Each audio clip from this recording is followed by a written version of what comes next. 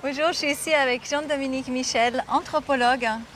On t'entend souvent, tu as été le premier vraiment à lancer un article, peut-être tu parles juste de cet article. Ce qui m'a intéressé dès le début, c'était de donner des informations rationnelles et véridiques sur l'envergure de l'épidémie, à quoi on avait affaire. Et en termes de santé publique, c'est une épidémie correspondant à ce qu'on a à peu près l'habitude de connaître. On avait un ensemble de réponses de soins qui étaient préparées, qui auraient été très efficaces si on les avait appliquées. Et avec cette singularité que les réponses n'ont pas été appliquées. On a même eu un traitement qui a été proposé par Marseille à un moment donné qui permettait de réduire la charge virale. Donc je me suis dit, chic, c'est une bonne nouvelle. Et à partir de ce moment-là, se sont succédés une série de quiproquos et de décisions hasardeuses qui font qu'on a vécu une catastrophe sociétale mais non pas sanitaire. Et donc pendant tout ce temps-là, j'ai essayé de ramener un peu de raison et de sens des proportions, mais pour l'instant sans beaucoup de succès, je dois dire. Et l'article s'appelait La fin. Fin de partie. La fin de partie. Fin de partie. Voilà. Donc toi, tu es anthropologue et là, je pense qu'il est vraiment intéressant, c'est où est-ce qu'on est avec notre humanité et où est-ce qu'on va avec notre humanité. Est-ce qu'il y a vraiment ce grand départage? Parce que d'un côté, on va direction une intelligence artificielle et de l'autre côté, il y a plein d'êtres qui vont dans le bio, etc. Donc, tu peux peut-être expliquer un petit peu qu'est-ce que c'est déjà, à la base, une humanité? Qui est-ce qu'on est? Alors, un point de repère auquel j'aime bien faire référence, c'est une parole de Michel Serres, le philosophe avant sa mort, qui disait « On n'est pas en train de vivre une crise, c'était avant le Covid, on est en train de vivre un changement de monde ». Il y a eu quelques moments dans l'histoire de l'humanité, la découverte de l'agriculture, l'invention de l'écriture, l'imprimerie, qui ont changé tous les systèmes sociaux en quelques décennies, tellement l'impact a été grand. Et lui disait, la révolution numérique dans laquelle on est engagé est une révolution de cette ampleur. Donc il y a un ancien monde qui est en train de s'effondrer, il y en a un nouveau qui est en train d'émerger, mais évidemment qu'on n'arrive pas à voir très clairement à ce stade. Et puis la question qui se pose, c'est qui décide du nouveau monde qui est en train d'émerger? Et c'est là où, en ce qui me concerne, je suis très préoccupé entre ce que les citoyens auraient envie de choisir s'ils avaient le choix, et alors même qu'on dit qu'on vit en démocratie, il y a en fait un agenda qui a été décidé par d'autres, et notamment des grandes multinationales qui sont aujourd'hui au levier de commande des décisions politiques à travers le monde, et qui, eux, ont une autre vision en tête, qui ressemble beaucoup à ce qu'on connaît en Chine, c'est-à-dire un système d'hypersurveillance de tous les citoyens en permanente, l'autorisation de certains discours et la censure d'autres discours, la destruction des commerces de proximité et des restaurants au profit d'Amazon et de Uber Eats. Et malheureusement, j'ai l'impression à ce stade que c'est l'agenda que le Conseil fédéral a en tête. Alors il prétend l'inverse, mais en même temps, toutes les décisions, même au cours de la crise sanitaire, ont été dans ce sens. Et donc je trouve essentiel qu'en tant que citoyen, qu'en tant que démocratie, on se réapproprie le droit de définir le monde dans lequel on a envie de vivre et le visage que prendra notre société dans cette transition numérique qui, elle, bien sûr, arrivera de toute manière. Donc je pense que c'est vraiment une invitation à chaque individu, ce qui est en train de se passer, de choisir qu'est-ce qu'on veut, quelle société est-ce qu'on veut. Est-ce que par rapport à ça, quelle est cette invitation et qu'est-ce que c'est important que les gens reconnaissent à l'intérieur d'eux? Je dirais qu'on est confronté à un monde qui évidemment évolue très vite, mais qui a aussi une très grande séduction. Si on regarde par exemple la manière dont les réseaux sociaux sont organisés, ils sont configurés pour nous happer le plus possible et qu'on y passe beaucoup plus de temps que ce qu'on avait eu l'intention de faire à travers tout un ensemble de systèmes de manipulation qui sont mis au point par des psychologues et des neuroscientifiques qui savent très bien comment faire ça. Et donc il y a vraiment quelque chose qui n'est pas fair play, j'ai envie de dire aujourd'hui, dans la relation entre les citoyens qui sont des individus et ces systèmes qui sont des systèmes de masse, avec en plus par l'acquisition de données, des capacités de comprendre très très bien ce qui motive chacun ou chacune. Et il faut savoir qu'aujourd'hui, des plateformes comme Google ou Facebook ont sur chacun d'entre nous une connaissance encore plus précise que nous-mêmes de la réalité de nos comportements et de ce qui nous intéresse. Jamais je t'interroge, mais à quoi est-ce que tu passes du temps sur Internet? Tu vas me dire de bonne foi, voilà, je passe à peu près tant de temps par jour à faire ça. Puis si on regarde la réalité, c'est pas ça, c'est autre chose. Il y a un décalage entre les deux. Et le risque, c'est que les grandes sociétés du numérique ont accès à la réalité de ces dossiers-là, et d'une manière évidemment qu'ils exploitent pour nous manipuler encore plus. Donc je crois qu'il y a vraiment un effort de résistance à faire, pas dans le sens d'un passéisme ou de dire qu'on ne veut absolument pas de cette évolution, mais parce que les conditions dans lesquelles se déroule cette évolution aujourd'hui ne sont pas fair-play, ni par rapport à la démocratie, aux sociétés en tant que telles, mais pas non plus vis-à-vis des individus. On voit bien avec les enfants et les adolescents à quel point aujourd'hui leur vie se passe essentiellement sur un écran. Il y a bien sûr un intérêt à ça si c'est mesuré ou modéré, mais dans cette espèce d'explosion, il y a quelque chose qui nous aliène à nous-mêmes et il faut être vigilant par rapport à ça. Est-ce que tu vois ça un peu comme un coup monté quand même? Alors bien sûr, il y a une dimension manipulatoire, mais ça c'est pas nouveau. Depuis la nuit des temps, les pouvoirs cherchent à manipuler l'opinion publique et la population pour rester au pouvoir ou pour gagner encore plus de pouvoir. Donc je dirais que les processus de manipulation et de propagande qu'on voit à l'œuvre aujourd'hui, ils ont toujours existé. Et c'est des bonnes vieilles recettes qui fonctionnent bien. Le problème aujourd'hui, je trouve, c'est que les autorités et les médias, qui sont quand même à coquiner, vu qu'aujourd'hui, c'est les autorités qui financent les médias. Si les médias n'avaient pas les subventions des autorités, ils n'arriveraient pas à survivre, parce que les recettes publicitaires sont insuffisantes. Et donc, il y a une collusion entre ces deux pouvoirs pour désinformer la population et veiller à une forme de pensée unique qui occulte tout un ensemble de réalités. Et ça, évidemment, que ça vient pervertir le jeu démocratique, où finalement les autorités sont l'émanation du peuple qu'ils doivent servir.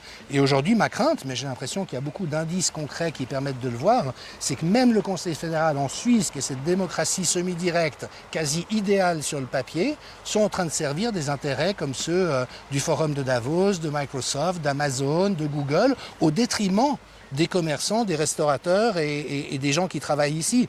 Et là, il y a un décalage. Alors c'est difficile parce que la population ne s'en rend pas compte. Elle croit encore naïvement qu'on est dans la Suisse des années 50, mais c'est plus du tout ça. Et malheureusement, dès lors que la presse ne fait plus son travail de souligner ce qui peut poser problème, eh bien les gens sont en zone aveugle par rapport à ces réalités. Donc c'est compliqué, il y a un certain nombre de lanceurs d'alerte. Julian Assange et Snowden ont dit depuis longtemps qu'on est déjà beaucoup plus avancé qu'on l'imaginait dans ce système de manipulation et de propagande.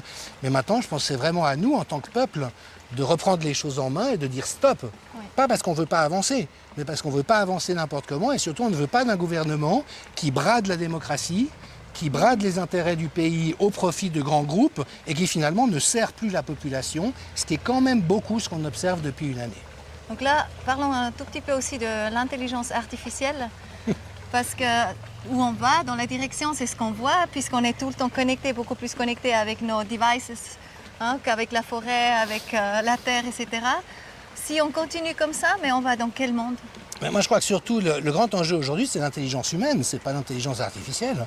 C'est qu'on est encore très, très en retard dans la capacité d'être intelligents ensemble.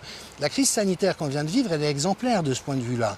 C'est-à-dire que si nous n'avions rien fait du tout, les choses auraient été bien moins pires que ce qu'elles ont été pendant une année. Ce qui a causé le plus de dégâts, c'est les mauvaises réponses sanitaires qu'on a appliquées. C'est le fait de ne pas avoir pu mesurer l'épidémie, de ne pas avoir laissé les médecins soigner, ne serait-ce que ça. Donc on est aujourd'hui dans un système où la technique est devenue imbécile parce qu'elle est enfermée dans sa propre logique, elle a perdu contact avec la réalité.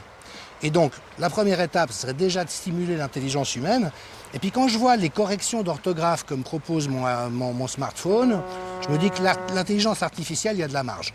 Parce que pour l'instant, il fait plus d'erreurs qu'il ne me propose de suggestions intéressantes. Donc qu'à un moment donné, les algorithmes et les logiciels soient capables de traiter de l'information d'une manière qui soit vraiment utile et convaincante, pourquoi pas? Mais le problème, c'est que ce monde numérique est découplé du réel. Si vous n'avez pas un être humain pour vérifier que les données qu'on récolte sont bel et bien celles qui existent dans la réalité, il y a le risque de construire des fantasmes. Et ça, on le voit bien dans le domaine médical avec le big data. C'est-à-dire les gens qui rentrent les données, encore faut-il qu'ils sachent ce qu'ils font. Donc quand on fait un diagnostic sur quelqu'un, est-ce que c'est vraiment le bon diagnostic? Est-ce qu'on a pris le temps de vérifier ce qu'il en était? Parce que sinon, on risque de nourrir des chimères qui après prennent une réalité dans le monde numérique, prennent le pouvoir sur les réalités humaines et matérielles, alors qu'elles sont juste complètement aberrantes et complètement fausses. Donc vous avez des ordinateurs qui peuvent déclencher des catastrophes, et aujourd'hui, on est encore très très loin d'avoir les systèmes de sécurité suffisants, alors même que tous nos gouvernements qui sont dans ce mirage scientiste, je veux dire, Bill Gates, c'est quand même un type délirant. il veut changer le climat, il veut changer le code génétique de l'être humain, il veut des OGM partout. J'ai coutume de dire, c'est un peu le méchant dans James Bond. J'aimerais juste apporter une petite anecdote parce que j'ai vu une vidéo avec Bill Gates en 2005. Ouais. On peut la mettre dessous aussi ensuite. Et où il dit que les Indiens il y a plein de fanatiques, donc très très religieux. Et il montre une photo avec la glande pinéale, donc qui est très ouverte et très active. Et il dit ça, c'est des gens fanatiques. Et après, il montre en bas une autre image avec quelqu'un qui a la glande pinéale fermée. Et il dit, alors on a créé le fan. Et ça nous permettra que les gens fanatiques deviennent en fait des gens... Donc c'est intéressant. Alors j'ignorais ça. Mais en tout cas, dans ce délire dans lequel il est, moi le souvenir que j'ai dans James Bond, c'est que le mauvais délirant, il n'est pas invité à l'Élysée, il n'est pas invité au Palais fédéral, et il n'est pas invité à la Maison Blanche. C'est le méchant délirant. Et là, ce qui est terrible aujourd'hui, c'est que ces gens qui évidemment ont un pouvoir économique démesuré et qui tablent sur des systèmes de corruption qui sont aujourd'hui identifiés, ont au contraire le moyen de prendre une influence sur les sociétés normales et les états de droit. Et c'est ça que je trouve extrêmement préoccupant aujourd'hui. Après que Bill Gates ait des fantasmes de changer l'espèce humaine et le climat, pourquoi pas. Mais le truc, c'est qu'il faut qu'en tant que population...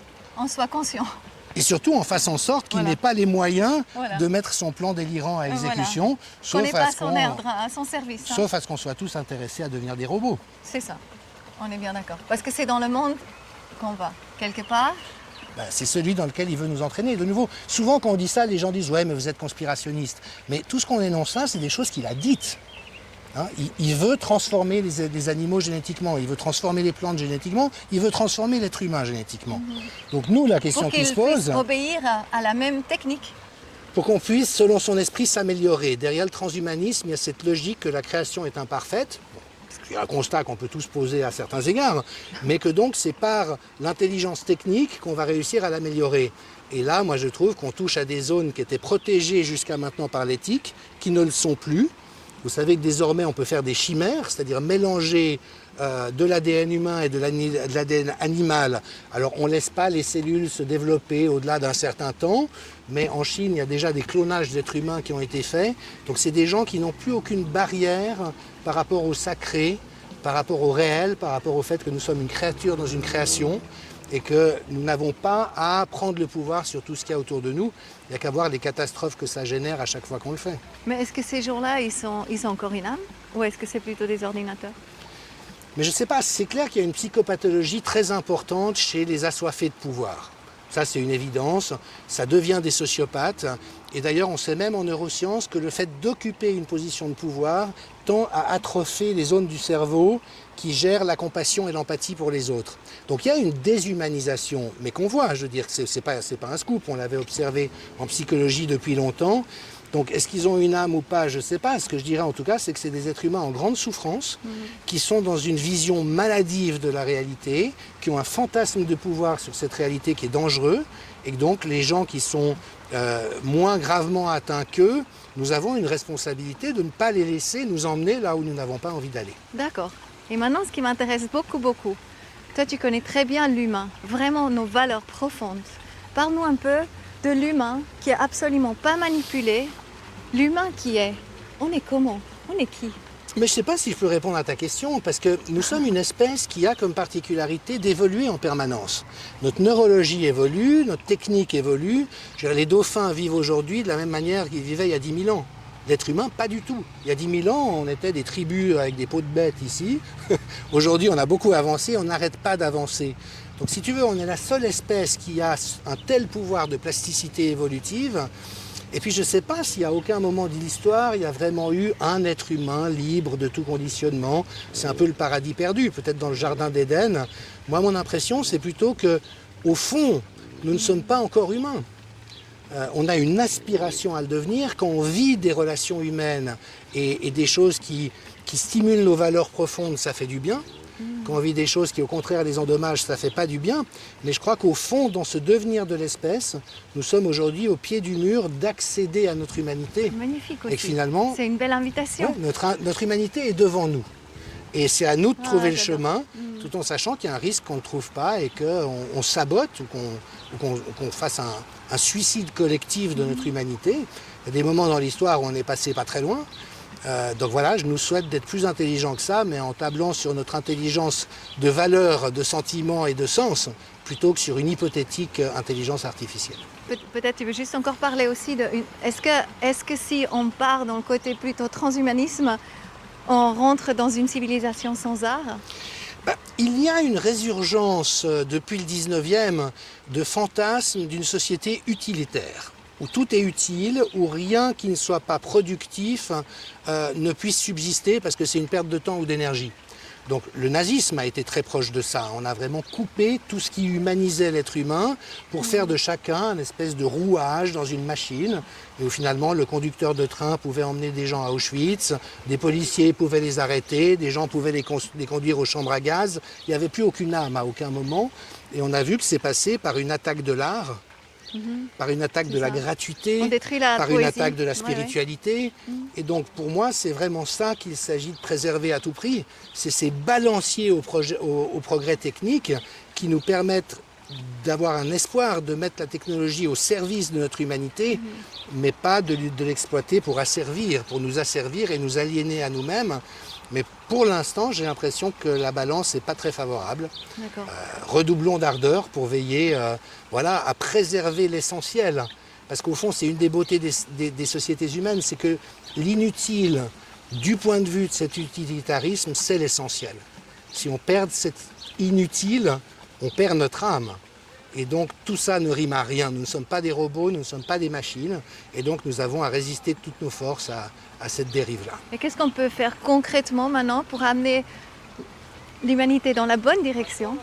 Alors, déjà voter non à la loi Covid-19 qui contient en germe tous les ferments de cette dérive. Et puis après, je pense de toute manière, il va y avoir un inventaire extraordinaire à faire dans l'après-coup sur l'éthique de ce qui s'est passé. Comment est-ce qu'on justifie qu'on a interdit à des médecins de soigner des gens en disant que ce n'était pas scientifique? Par contre, les laisser mourir dans leur coin, ça c'était scientifique et ce qu'il fallait faire. Il y a eu un ensemble de violations des règles éthiques fondamentales qui a été gravissime, dans laquelle des corporations entières se sont fait prendre, et c'est un gros problème. Donc il va falloir qu'on reprenne tout ça, qu'on le mette à plat. Mais la priorité absolue, c'est d'éviter des risques supplémentaires comme la loi Covid-19 en fait courir, parce que c'est vraiment quelque chose de très malsain. On fait passer pour une loi fédérale suisse quelque chose qui contredit tous les fondements de notre démocratie. Ce n'est pas dans notre démocratie que le Conseil fédéral ait un pouvoir discrétionnaire, en pouvant se passer du Parlement, du peuple ou de la justice. C'est pas comme ça que notre démocratie est construite. Et donc le Conseil fédéral et Alain Berset, au motif, ce qui est aussi très manipulateur, qu'ils ont inséré dans la loi la question des aides, disent qu'il faut accepter tout le reste. Et ça, c'est malhonnête, parce qu'on pourrait très bien voter les aides sans avoir tout le reste, et tout le reste est très problématique, mais ils le masquent derrière ce paravent qu'il faut aider des gens qu'on a empêchés de vivre depuis une année, et évidemment qu'on est tous convaincus de ça. Et donc voilà, ça c'est vraiment la première étape, mettre en échec cette loi. Ça marche. Mille merci.